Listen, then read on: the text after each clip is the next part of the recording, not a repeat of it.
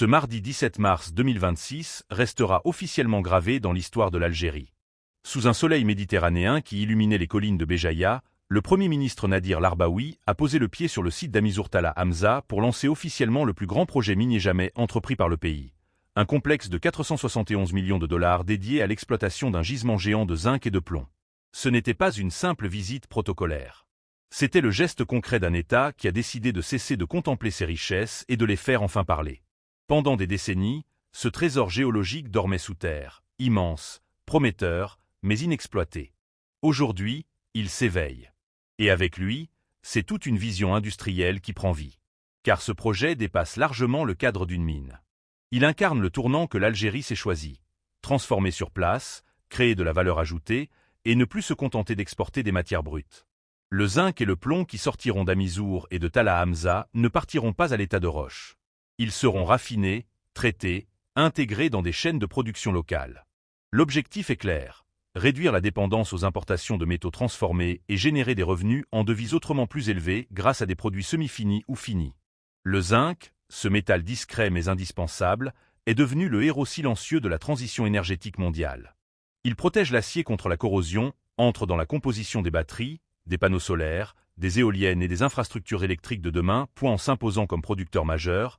L'Algérie ne se contente plus d'observer les grandes puissances se disputer les ressources critiques. Elle entre dans le jeu, elle devient un acteur écouté, capable d'influencer les flux et les prix. Ce lancement s'inscrit dans une stratégie plus large et cohérente. Après le démarrage réussi du projet de fer de gare à Djebileh et les investissements massifs dans le phosphate de l'Est, Béjaïa vient compléter un triangle minier stratégique. Ensemble, ces trois piliers prouvent que l'ère de la dépendance exclusive aux hydrocarbures est bel et bien terminée. La malédiction du pétrole, qui a longtemps limité la diversification, laisse place à une économie résiliente, multiple, tournée vers l'avenir. Sur le terrain, les retombées se font déjà sentir. Ce complexe va créer des milliers d'emplois directs et indirects, ingénieurs, techniciens, opérateurs, logisticiens, mais aussi toute une filière de sous-traitance locale. Il apporte avec lui un véritable transfert de savoir-faire. Des jeunes Algériens, formés aux standards internationaux, vont apprendre à piloter des installations de pointe. C'est une nouvelle génération d'industriels qui se prépare. Les villages alentours ne sont pas oubliés. Routes modernisées, lignes électriques renforcées, réseaux d'eau améliorés. Toute cette infrastructure périphérique va désenclaver des zones longtemps marginalisées et dynamiser l'économie locale. Béjaïa ne sera plus seulement une belle wilaya côtière. Elle deviendra le poumon industriel du nord-est algérien, un centre névralgique de l'industrie lourde méditerranéenne. L'ambition va plus loin encore. Il ne s'agit pas uniquement de produire. Il s'agit de bâtir une véritable souveraineté économique. En transformant ses ressources sur son sol, l'Algérie se protège des fluctuations brutales des cours internationaux. Elle crée des emplois stables, elle développe des compétences durables, elle ancre la richesse au cœur du pays plutôt que de la laisser partir à l'étranger sous forme de minerais bruts. Ce projet n'est donc pas un simple investissement. C'est un pari sur l'intelligence algérienne, sur la volonté politique et sur la capacité du pays à transformer son sous-sol en moteur de prospérité inclusive. Il montre que lorsque la décision est claire, lorsque l'État accompagne avec force et vision, les ressources naturelles deviennent des atouts stratégiques au service de toutes les générations futures. L'Algérie est en train de réécrire son récit économique. D'un pays rentier, elle devient une nation productrice, innovante et conquérante.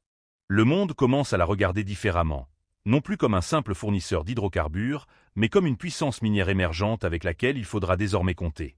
Dites-nous dans les commentaires, selon vous, ces nouvelles rentrées issues du secteur minier permettront-elles réellement à l'Algérie de viser la première place économique du continent africain dans les prochaines années?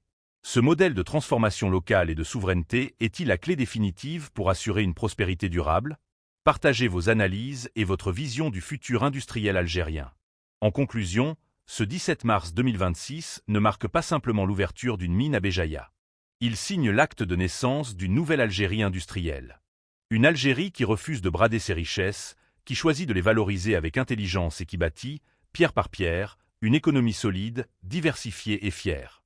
Chaque tonne de zinc et de plomb qui sortira de Talla Hamza et d'Amizour portera en elle la promesse d'une transformation profonde. Celle d'un pays qui passe enfin de la rente à la création de valeur, du sous-sol à l'excellence industrielle, et qui offre à sa jeunesse et à ses régions l'avenir qu'elle mérite. L'ère des mines stratégiques est ouverte. Et avec elle, c'est toute une nation qui se lève.